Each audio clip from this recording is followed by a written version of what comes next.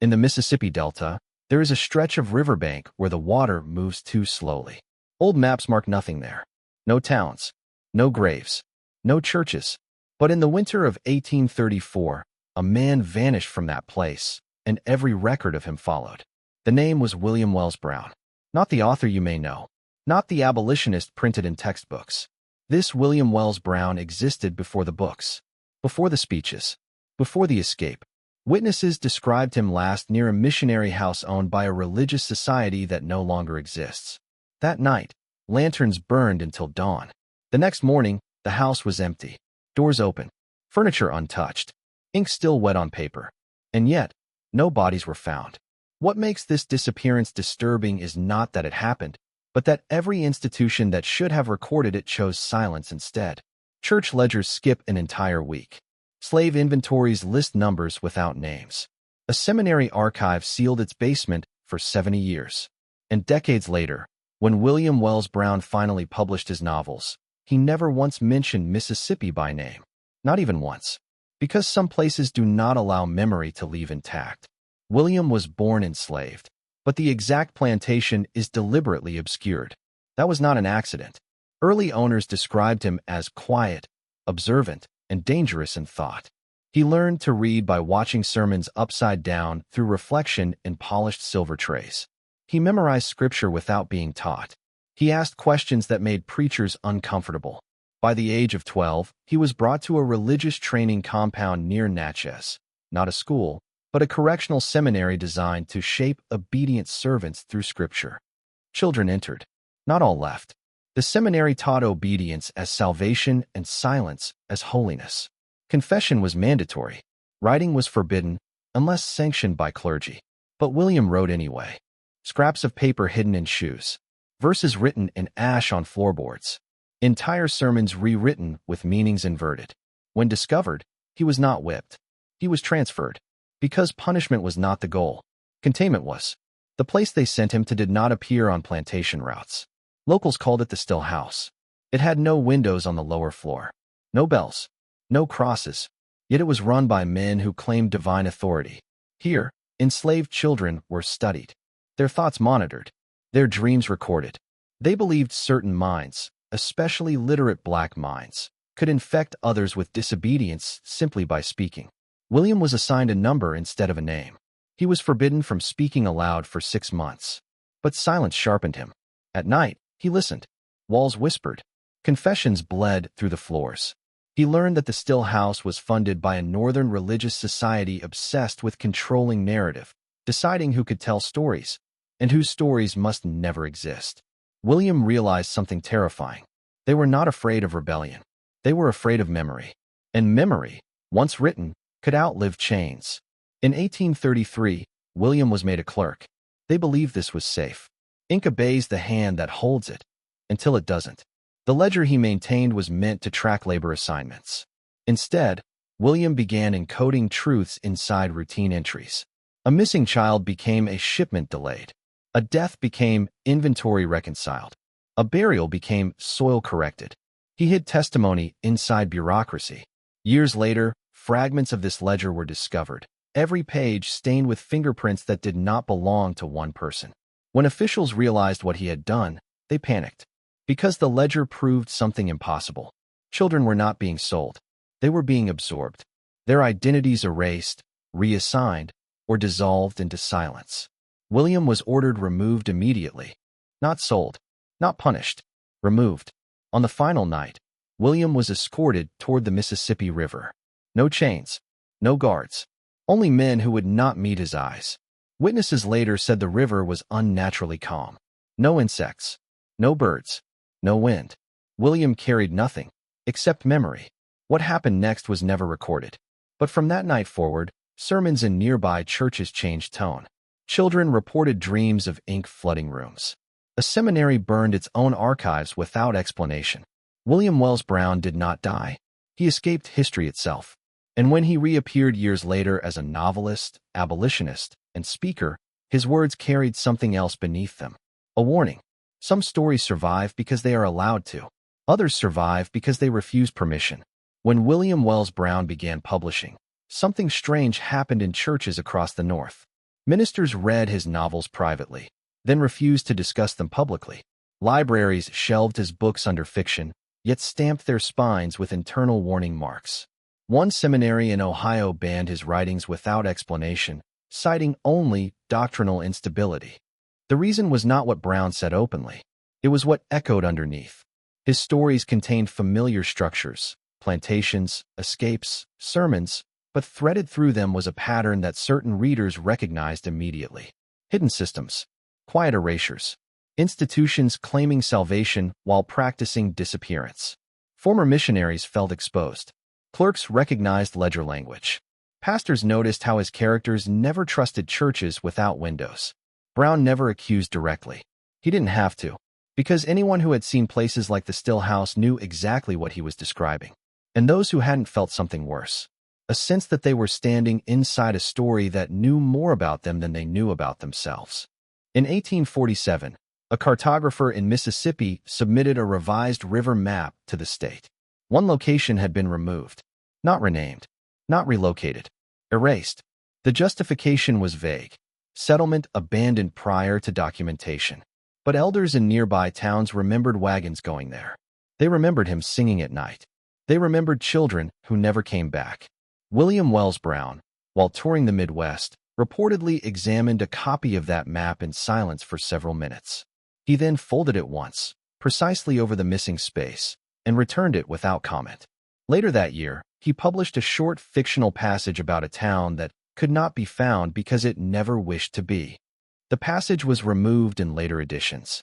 No explanation given. In 1852, a religious seminary in Kentucky sealed its lower archive indefinitely. Students were told the floor was unsafe. Faculty were told the materials were spiritually hazardous. But a single surviving memo survives. It reads, "Certain manuscripts exhibit narrative symmetry inconsistent with doctrinal origin. Recommend restriction." Those manuscripts referenced an unnamed former slave who understood institutional language too well. Not rebellion language. Not emotional language. Administrative language. The language of forms, permissions, and quiet violence. The same language William Wells Brown mastered. The basement remains sealed to this day. When schools finally mentioned William Wells Brown, they did so carefully. They called him an early black novelist, an abolitionist, a lecturer. They did not say witness, archivist, survivor of institutional erasure, because context would require questions. Why did he write so much about systems instead of villains? Why did churches feel unsettled by his fiction? Why did he never describe certain places directly, only through absence? Because naming gives power. And Brown understood that some truths survive only when disguised as literature. Near the end of his life, William Wells Brown wrote something rarely quoted. Not a novel, not a speech, a margin note. It read, "What they fear is not freedom, but remembrance without permission." Those words were never published during his lifetime, but they explain everything. Why he survived, why institutions watched him, why history mentions his achievements but avoids his experiences. William Wells Brown did not just escape slavery. He escaped the systems that decide whose suffering is allowed to exist. And that may be the most dangerous escape of all. And Brown understood that some truths survive only when disguised as literature. Section 10. The final message hidden in plain sight. Near the end of his life, William Wells Brown wrote something rarely quoted. Not a novel, not a speech, a margin note. It read, "What they fear is not freedom, but remembrance without permission." Those words were never published during his lifetime, but they explain everything. Why he survived, why institutions watched him, why history mentions his achievements but avoids his experiences. William Wells Brown did not just escape slavery. He escaped the systems that decide whose suffering is allowed to exist. And that may be the most dangerous escape of all. Years after the Still House vanished, travelers reported something disturbing in nearby counties. Children, many born long after its closure, spoke of a place with no windows. They described rooms underground, men who wrote names and erased them, books that were never meant to be read aloud. Parents assumed imagination, but the descriptions were consistent. William Wells Brown, in one lecture, was asked whether trauma could pass between generations. He paused before answering, then said, "Some buildings leave marks on memory, even after the buildings are gone." No further explanation. The audience applauded. But one woman left the room in tears. In 1871, a young historian attempted to trace Brown's early life. He requested church records, seminary enrollment lists, property deeds near Natchez. The replies were identical. No record exists. Not lost. Not damaged. Does not exist. The historian eventually abandoned the project and wrote privately, "I am not being denied access. I am being warned." Brown himself never corrected the record. He understood the cost of insisting on truth where institutions had already agreed to forget. Many urged William Wells Brown to write everything, to name names, to expose locations, to publish the full truth.